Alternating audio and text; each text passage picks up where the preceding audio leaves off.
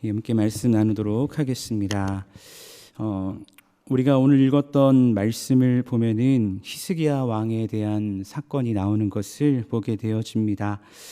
우리가 인생을 살다 보면 동서남북이 다 막혀버린 것 같은 현실의 장벽을 경험할 때가 있는데 오늘 말씀에 보니까 히스기야 왕이 그런 어려움을 경험하게 됩니다.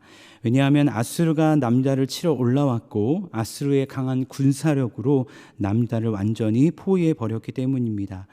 아수르의 남유다 침공은 열왕기하 18장 13절 말씀부터 등장하게 되는데 우리가 그냥 말씀을 읽다 보면 아수르의 침공이 한 번인 것처럼 보이거든요. 하지만 아수르의 남유다 침공은 총 2번으로 나타나는 것을 보게 됩니다. 열왕기하 18장 13절에서 16절까지가 1차 침공인데 이때는 히스기야 제14년이었다라고 말씀을 하고 있고 이어진 17절 이하의 말씀이 2차 침공으로 이때는 많은 학자들이 히스기야 제16년으로 보고 있습니다. 아수르는 당시 고대 근동 지방의 패권을 장악하는 나라였고 과거 히스기야 6년 때 남유다의 동족이었던 북이스라엘을 멸망시킨 나라입니다. 그렇게 아수르는 생각하고 있었습니다. 어떤 생각을 하고 있었냐면 아수르의 힘과 능력이 그들 스스로의 힘과 능력이며 이 능력으로 모든 나라를 제패할 수 있다라는 생각을 하고 있었습니다. 또한 히스기야도 생각했습니다. 그렇기 때문에 남유다는 아수르를 이길 수 없다라고 불신안의 생각을 하고 있었다는 것입니다. 그래서 히스기야가 아수르의 1차 침공 때 우리가 지난 금요일 말씀을 통해 들었겠지만 어떤 실수를 하냐면 라기스로 사신을 보내어서 아수르 왕에게 내가 범죄하였나이다 라고 회개하며 성전과 왕궁에 있는 은과 또 성전 문의 모든 기둥의 금을 벗겨가지고 그렇게 모은 은 300달란트, 은 30달란트를 아수르 왕에게 바침으로 아수르의 1차 침공을 막아내게 되죠. 하지만 그렇게 인간의 방법으로 해결한 문제는 오래 가지 못하였습니다. 1차 침공이 끝나고 얼마 시간이 지난 뒤 다시 아수르는 2차 침공을 해오게 되는 것입니다. 여러분, 성전과 왕궁 그 상태가 2차 침공을 받았을 때 어떤 상태였을까요? 정말 1차 침공 때 모든 것을 바쳤기 때문에 남유다는 아수르와 싸울 만한 준비가 전혀 되지 않았을 것입니다. 그러니까 예루살렘을 포위한 랍사게가 18장 23절에서 무엇이라 말씀하냐면 이제 너는 내 주 아수르 왕과 내기하라. 내가 만일 말을 탈 사람을 낼 수 있다면 나는 내게 말 2,000마리를 줄 것이다 라고 조롱하며 이야기합니다. 2,000마리의 말을 그 중요한 군사적 중요한 것을 주겠다라고 말합니다. 근데 문제가 무엇이냐? 2,000마리의 말을 줄지라도 그 말을 타고 싸울 만한 군사가 남유다에는 없다는 것입니다. 그러니까 교만이 하늘을 찔렀던 랍사게가 열왕기하 18장 가운데서 얼마나 남유다를 예루살렘을 향해서 조롱 섞인 이야기를 하는지 모른다는 것입니다. 끊임없이 아수르는 랍사게를 앞으로 세워서 남유다 백성들과 하나님을 의지하고 바라보려고 하는 히스기야를 조롱하며 나아간다는 것입니다. 그때 히스기야가 할 수 있는 것은 아무것도 없는 것이죠. 그렇기 때문에 오늘 말씀 가운데 말씀을 보니까 히스기야가 아수르 사자의 편지를 여호와 앞에 펴놓고 기도하였다라고 말씀하는 것입니다. 그래서 하나님의 음성이, 하나님의 응답이 오늘 본문 20절 말씀부터 등장하게 되어지는데 이 하나님의 응답은 총 3가지로 나눠볼 수 있거든요. 오늘 21절, 28절 말씀에서 사네립에 대한, 아수르에 대한 심판 선언이 선포되고 29절에서 34절까지 말씀에서는 남유다에 대한 회복이 선언됩니다. 그리고 이어진 35절에서 37절 말씀에서는 앞서 선언된 아수르에 대한 심판이 실현되는 것입니다. 앞선 부연 설명을 잠깐 드렸듯이 18장 말씀을 보면 남유다를 향한 랍사게의 선언이 얼마나 건방지고 교만한지 모릅니다. 그런데 그 모든 비방과 그 모든 교만을 누가 보고 계셨고 누가 듣고 계셨냐면 하나님께서 처음부터 끝까지 다 듣고 계셨다는 것입니다. 그래서 오늘 말씀 22절 말씀 보니까 하나님께서 아수르를 향해 이렇게 말씀하십니다. 내가 누구를 꾸짖었으며 비방하였느냐? 누구를 향하여 소리를 높였으며 눈을 높이 떴느냐? 이스라엘의 거룩한 자에게 그리하였도다 라고 말씀하시죠. 랍사게는 지금 하나님을 비방한 것보다는 오히려 남유다와 히스기야를 비방했는데 그 비방은 실상 남유다와 히스기야를 비방이 아니라 하나님에 대한 비방이고 하나님에 대한 꾸짖음이었다라고 이야기하면서 하나님과 남유다를 하나님과 히스기야를 동일시하고 있는 모습을 말씀을 통해 보게 되어진다는 것입니다. 이어진 23절 24절 말씀을 보면 당시 아수르의 강한 군사력이 얼마나 위대했는지 그 영향력이 레바논 지역을 넘어서 애굽에까지 미쳤다라고 하나님이 인정을 하십니다. 근데 여기서 중요한 것은 무엇이냐? 그 영향력을 주신 분이 누구냐는 것이죠. 25절 말씀에서 이렇게 말씀합니다. 내가 듣지 못하였느냐? 이 일은 내가 태초부터 행하였고 옛날부터 정한 바라. 이제 내가 이루어 너로 견고한 성들을 멸하여 무너진 돌 무더기가 되게 함이니라 라고 말씀하십니다.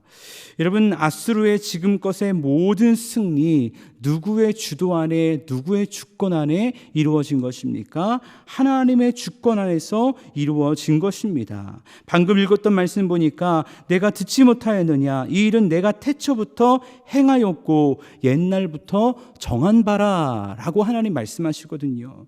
아수르의 실상은 하나님의 계획 속에 있었던 심판의 도구였다는 것입니다. 그런데 그것을 몰랐던 아수르의 교만은 하늘을 찌르고 있었다는 것이죠. 그렇게 하나님께서는 아수르의 교만을 비웃으시며 말씀하시는 것입니다.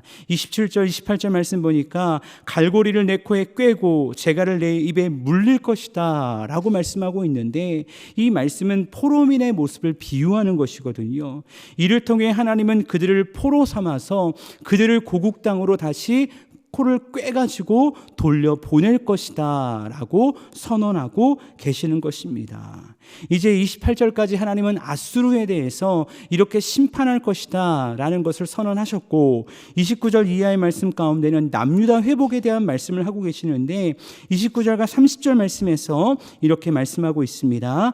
또 내게 보일 징조가 이러하니 너희가 금년에는 스스로 자라난 것을 먹고 내년에는 그것에서 난 것을 먹되 제3년에는 심고 거두며 포도원을 심고 그 열매를 먹으리라. 유다 족속 중에서 피하고 남은 자는 다시 아래로 뿌리를 내리고 위로 열매를 맺을지라. 아멘. 하나님께서 남유다에 대한 회복의 메시지 가운데 두 가지의 회복을 선언하시거든요. 첫 번째는 땅이고 두 번째는 남은 자입니다. 먼저 땅에 대해서는 금년과 내년에는 경작하지 않고 밭에서 저절로 나는 식물을 먹을 것이며 3년째에 되어야 파종하고 열매를 거두어 그 열매를 먹게 될 것이다 라고 말씀하고 있습니다.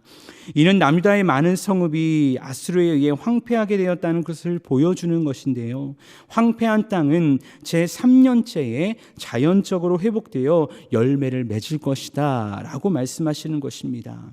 또한 남은 자라는 것은 아수르의 그 끊임없는 포악한 공격에도 살아남은 남유다 백성들을 지칭하는 것인데 여기서 신학적인 어떤 의미를 하나 부여한다면 이 열왕기서 말씀에 1차 독자가 있었습니다. 이 말씀이 기록되어지고 이 말씀을 듣고 있는 사람들이 있었는데 그 사람들은 누구냐? 이미 남유다가 멸망하고 포로가 되었던 포로민들이었습니다. 그래서 이 구원이 장차 포로 백성들에게도 임할 것을 선언하고 있는 남은 자에 대한 메시지로 이 말씀을 우리가 볼 수 있다는 것입니다.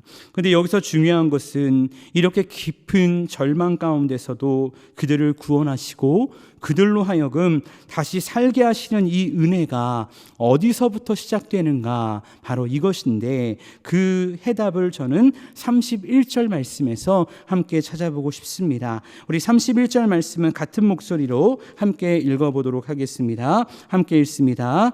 남은 자는 예루살렘에서부터 나올 것이요 피하는 자는 시온 산에서부터 나오리니 여호와의 열심히 이 일을 이루리라 하셨나이다 하니라.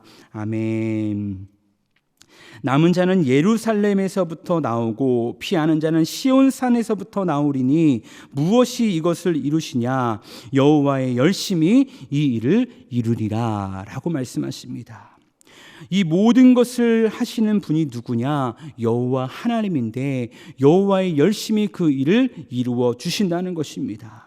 결국 오늘 마지막 단락인 35절에서 37절 말씀을 보면 이 여호와의 열심으로 말미암아 하나님의 예언이 성취되는 것을 보는데요.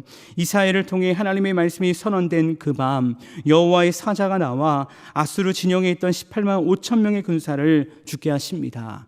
그리고 이 하나님의 역사를 보게 된 사네립은 남은 군사들과 함께 니느웨로 돌아가죠. 그리고 오늘 읽었던 마지막 37절 말씀 보니까 앞선 열왕기하 19장 7절 말씀에서 예언되었던 것처럼 사네립은 그의 신 니스록 신전에서 경배할 때에 그의 두 아들에 의해서 시해되어 죽게 되는 것을, 그렇게 하나님의 말씀이 온전히 성취되는 것을 오늘 말씀을 통해 보게 되었습니다.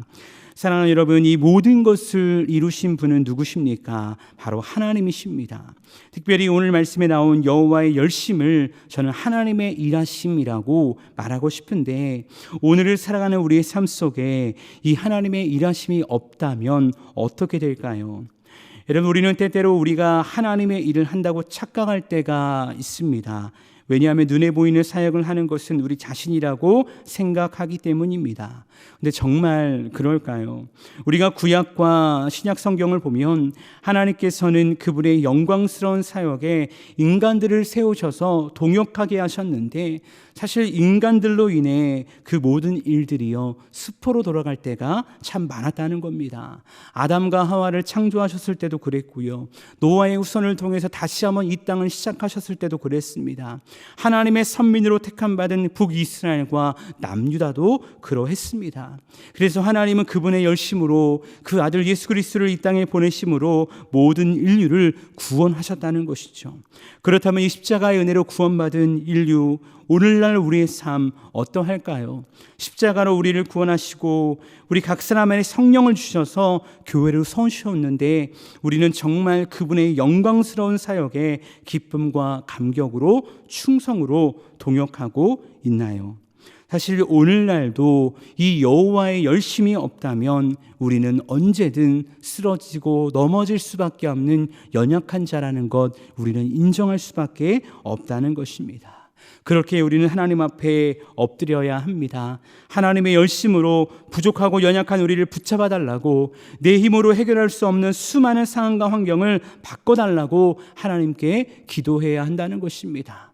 하나님께 기도하며 간구할 때 하나님은 언제든 오늘 말씀 가운데 히스기야의 기도 가운데 응답하심으로 말미암아 절대로 이길 수 없는 아수르 18만 5천 명을 죽게 하시고 이기게 하시고 하나님의 영광을 보여주셨던 것처럼, 우리가 기도하며 간구할 때에 하나님은 그분의 열심으로 우리 가운데 일하실 줄로 믿습니다. 단 하나님의 뜻 안에서 우리가 주의 뜻을 구하며 나아갈 때 그 응답은 더욱더 빨리 우리의 삶 가운데, 우리의 가정과 우리 교회 가운데 임하게 될 줄로 믿습니다. 그렇게 이 하나님을 의지하며 이 새벽 주 앞에 나아갈 수 있는 저와 여러분 될 수 있기를 주의 이름으로 축원합니다. 혹여나 히스기야처럼 하나님께서 우리를 절망의 자리로 내려보내고 있다면 더욱더 그 자리에서 하나님 한 분밖에 없음을 인정하며 고백하며 주와 동행할 수 있는 저와 여러분 모두가 될 수 있기를 주의 이름으로 축원합니다.